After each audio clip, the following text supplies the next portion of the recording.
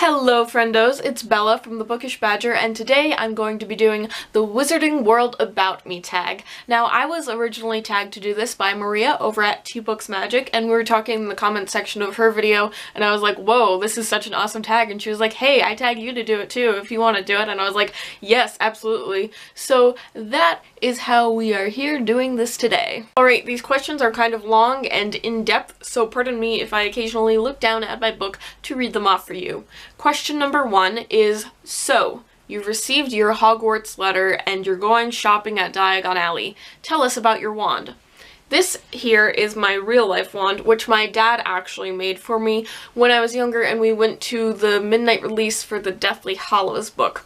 But according to Pottermore, my wand is vine wood, unicorn hair core, 10 3/4 inches, and slightly yielding flexibility. So on Pottermore, different wand woods mean different things, and vine wood is a particularly uncommon one for a wand to be made out of, and it is particularly attracted to wizards who have hidden depths to their personalities and who constantly astound those around them who think that they know them best.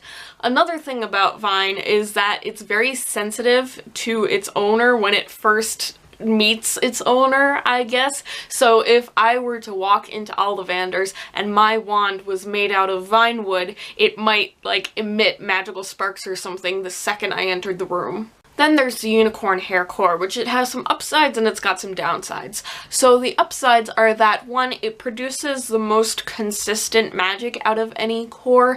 It doesn't fluctuate and it's not very unwieldy and all of that, so those are all good things. And also it is the least likely to turn to dark magic or to be able to perform dark magic, which is another good thing because I don't want to be performing dark magic.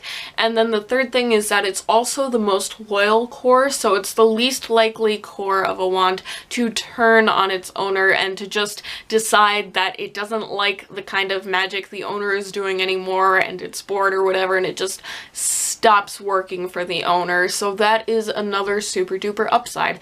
But then there are the downsides, which aren't too bad in comparison, I don't think, and that is that it is supposed to perform the least powerful magic out of the wand cores. However, that can be made up for depending on what type of wood your wand is made out of, so it balances out and I don't think it's too bad, and at any rate I think that my wand fits me very, very well. Question number 2. Do you bring a pet to Hogwarts, and if so, what?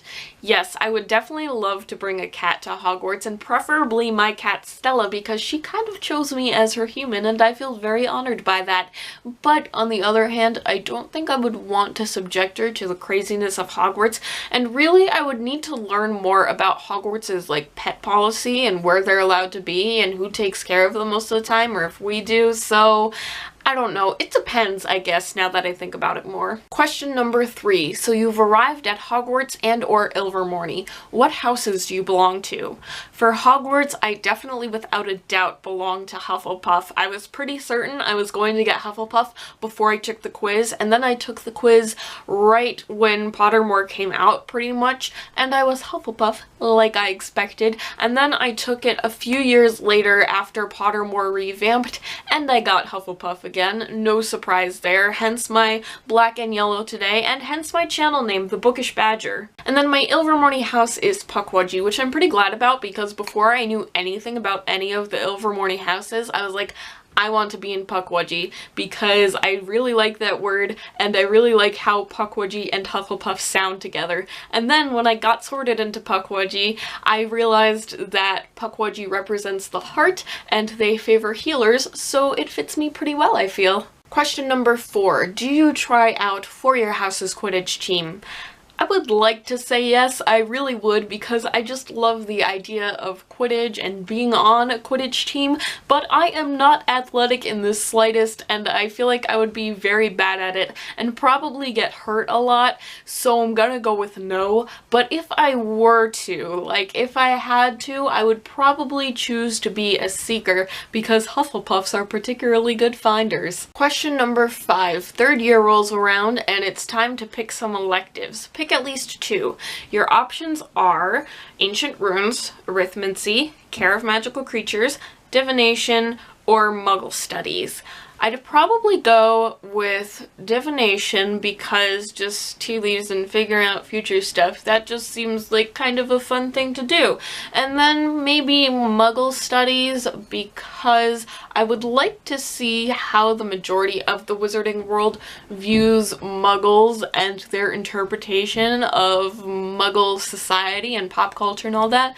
I feel like that would be a really interesting course. However, all of these options don't really interest me as much as the main Hogwarts classes, but if I had to pick two of them, those would be the two that I would choose. Question number 6. Some time passes and you've taken your owls. Now it's time to start year 6. Which classes do you continue to study for the newts? The options include the electives you selected in the previous question and the core Hogwarts classes, which are herbology, charms, astronomy, defense against the dark arts, history of magic, potions, and transfiguration. So I would drop the electives that I took because those were kind of fillers for me. They're not my main interest or what I think will help me in my wizarding career, and that is the point of the newts, is really narrowing down what you think will help you in the future and what you really want to focus on. So I would just drop a couple of the main classes but stick with most of them, and the ones that I would stick with would be charms, defense against the dark arts, herbology, potions, and transfiguration, because those seem like the things that are not only just good to know in the wizarding world, but that will actually help me and propel me forward into my wizarding career. And final question, question number 7. It's time to leave Hogwarts. What do you do from here? So after I leave Hogwarts, I'd like to probably spend some time cooking and baking and developing new recipes with the influence and incorporation of magic, and see how those two things interact with each other and how they harmonize and all of that. And then maybe, I don't know, maybe I'll open my own wizarding bakery and I can have some magical sweet treats to put out into the wizarding world. That sounds like a lovely idea to me. I don't know if it would work, but that is what I'm going to go with. Alright, that is pretty much it for this video. Thank you so much to Maria for tagging me in this, and now I would like to tag Rhiannon over at Crescent Moon Reads and Q over at Professor Q's College of Books. Alakazam, y'all are tagged now. There really needs to be a spell for tagging, doesn't there? There really should be. I would really love to hear your guys' thoughts on this video, your interpretation of your own lives if you were in the wizarding world, all of it, any of it. Please leave it in a comment down below. If you enjoyed this video, do not hesitate to give it a thumbs up, do not hesitate to subscribe for more content coming soon, and I will see you in the next video. Bookish Badger, signing off.